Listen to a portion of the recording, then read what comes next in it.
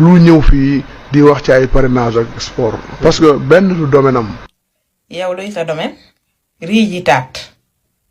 ak lëfër limbir dem wuyu ji président di ngeen demee wuyu ji président jamono jooju seen frère yi di dee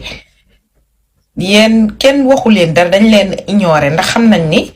mbër amut xel yéen ay tax ñu naan mbër amut xel yéen Birame Souleye ba muy tuddee làmb yéen da waxoon yéenay tuddee làmb yéenay amateur yi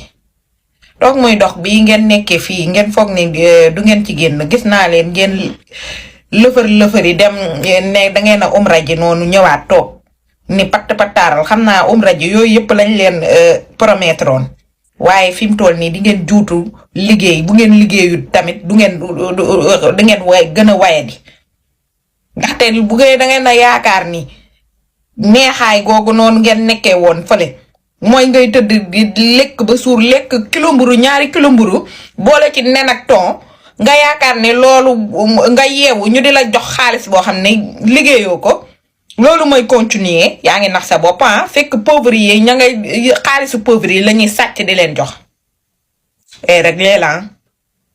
man du d'ailleurs sax man